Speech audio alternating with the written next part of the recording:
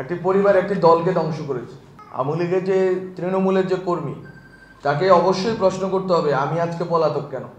এটা কিন্তু এটার জন্য দায়ী কিন্তু শেখ হাসিনা। আমরা এরশাদকে বলি স্বৈরাচার, কিন্তু হাসিনাকে ফ্যাসিস্ট এই জন্যই বলি, এরশাদের জনভিত্তি ছিল না, মানে জনগণ ছিল না। যে জনগণ হচ্ছে পাড়া মহল্লায় বিরোধী দলের উপরে আদর্শিক জায়গা থেকে হামলা করে, সন্ত্রাস করে, গুন্ডামি করে, এবং পাড়া মহল্লা থেকে শুরু করে একেবারে স্থানীয় গুন্ডা থেকে শুরু করে সবচেয়ে সুশীল, সবচেয়ে সাংস্কৃতিক শিক্ষিত লোকটাও ওই দলকে সাপোর্ট করে।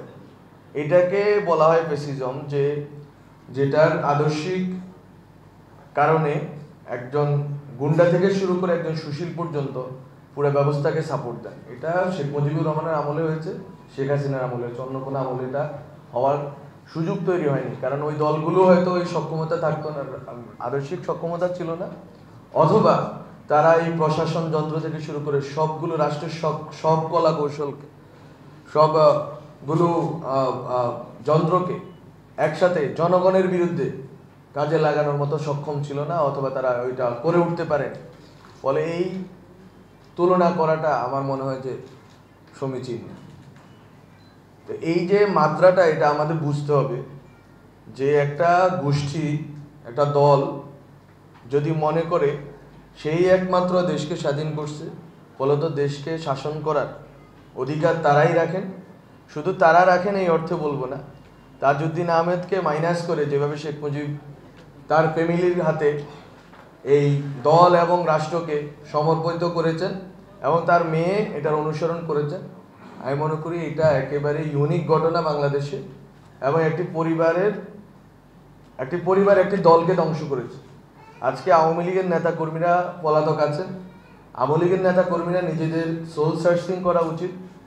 আমি অনেক আগে প্রথম দিকে আগস্টে একটা কথা বলেছিলাম, যেটা নিয়ে অনেক সমালোচনা হয়, কিন্তু আমি এই কথাটা বলবো যে আওয়ামী লীগের বিচার নিষিদ্ধ করার প্রশ্নে যখন আমরা আসি, আওয়ামী লীগের যে তৃণমূলের যে কর্মী, তাকে অবশ্যই প্রশ্ন করতে হবে আমি আজকে পলাতক কেন।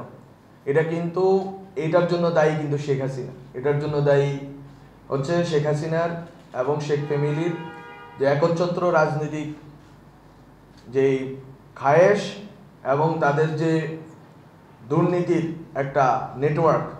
আপনি দেখবেন যে ৩রা আগস্টের আগেই, 5 আগস্টের আগেই শেখ ফ্যামিলির অধিকাংশ লোক এই দেশ থেকে পালিয়ে চলে গেছে। শেখ হাসিনা ছিলেন সর্বশেষ লোক যিনি শেখ ফ্যামিলি থেকে পালিয়ে যাচ্ছে। এর আগেই যে তাপস থেকে শুরু করে আরো অন্যরা এর আগে পালিয়ে গেছে।